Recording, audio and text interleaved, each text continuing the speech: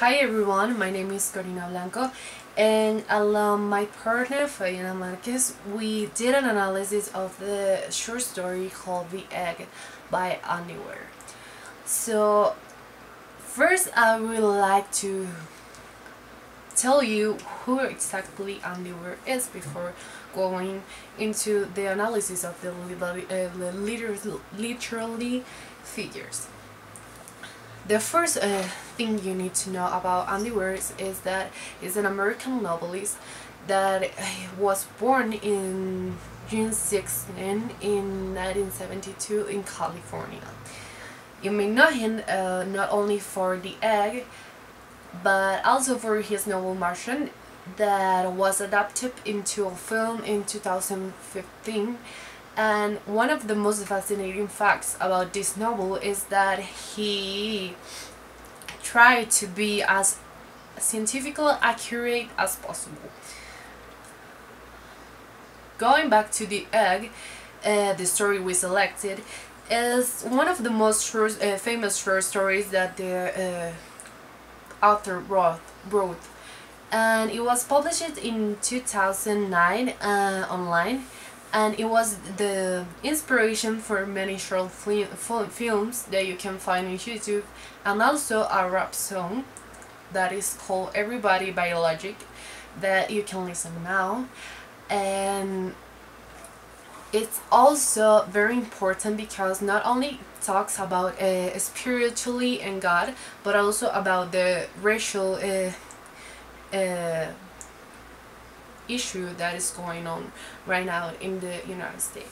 But going back to Weir, he's the only son of a physical father and an electrical engineer mother, for which boy can assume that he grew up in a very scientific environment that we could say is exactly the opposite to a religious family. Even he identified himself as agnostic. You may not know what is an agnostic. The Oxford Dictionary defines this as a person that believes that nothing is known or can be known about the existence or nature of God. So what did exactly inspire this skeptical of God's existence and a passionate for science to write this story that talks so much about spirituality and afterlife, and it's a direct talk to God?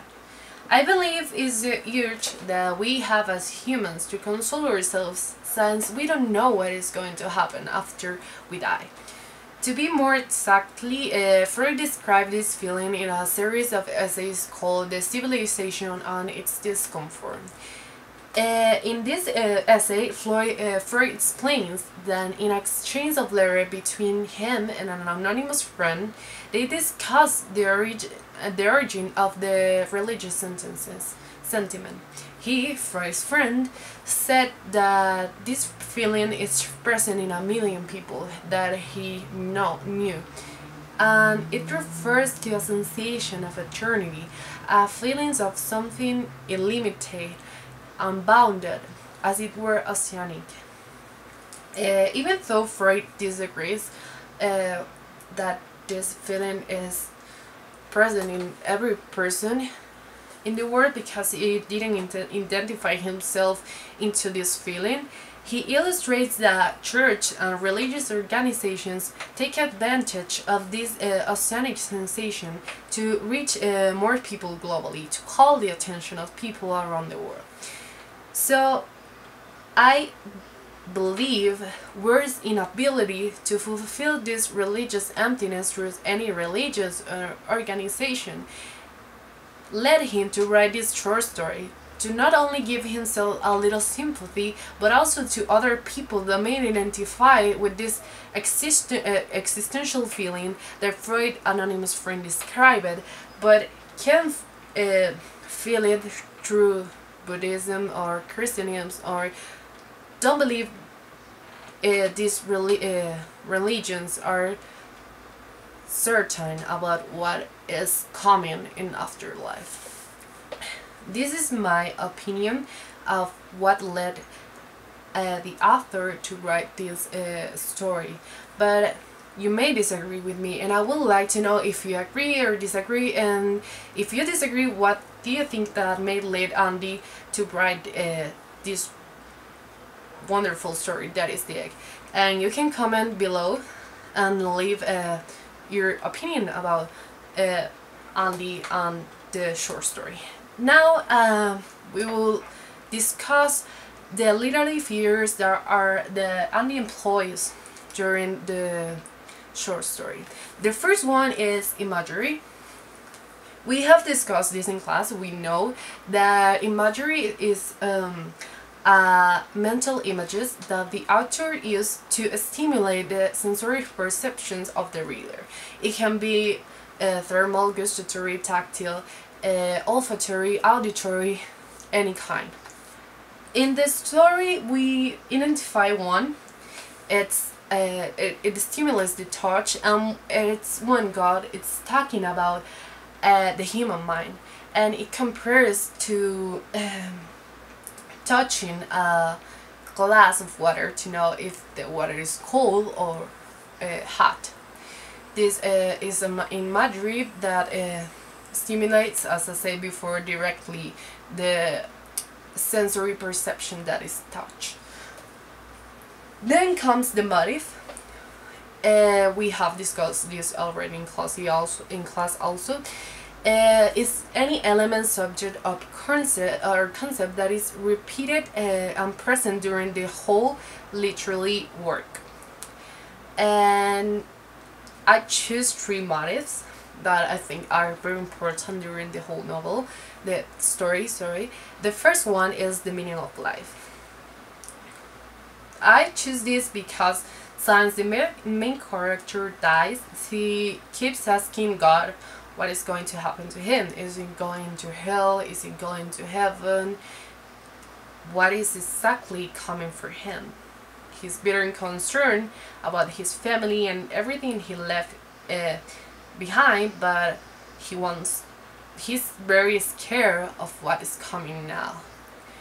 Reincarnation is also a very important motive, because after God explains a little bit of this, that he's going back to the world as we know it, he's very concerned and he will lose all the knowledge and experiences he acquired during this life. But then he's comforted by God's words. And the third, for me, the main and most important motive in the story is the universe. This might be very subtle during the whole story, but it's what gives a meaning to the story and the whole, even the title.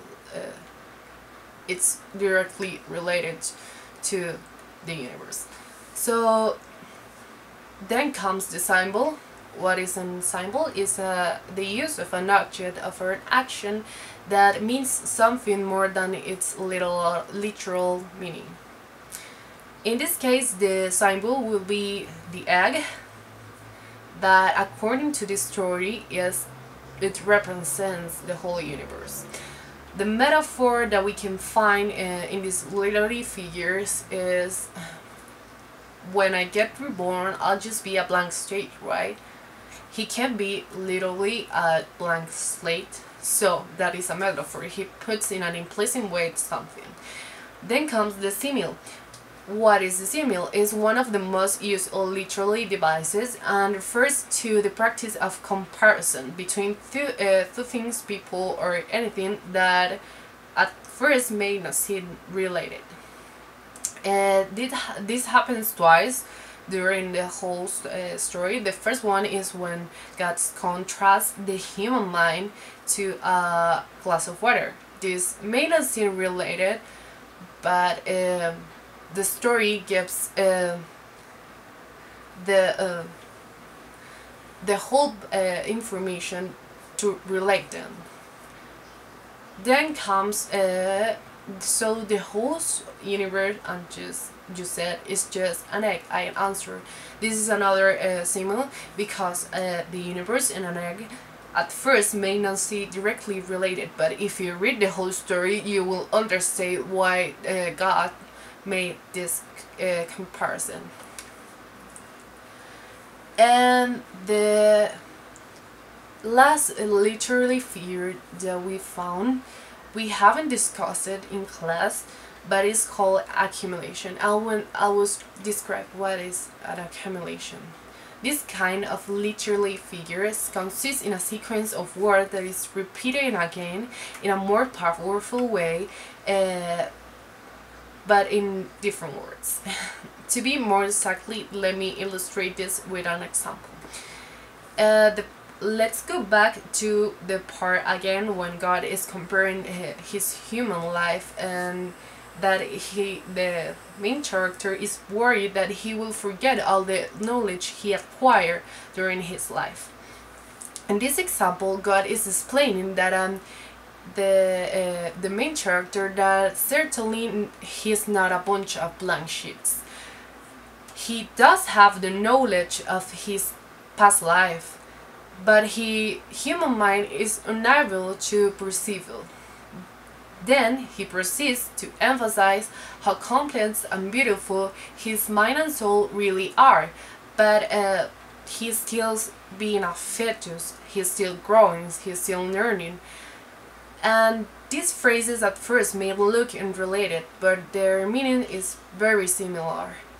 He emphasizes about he does have this knowledge and he hasn't lost it, but right now he will have to wait and mature to really remember what he proposed in this life is.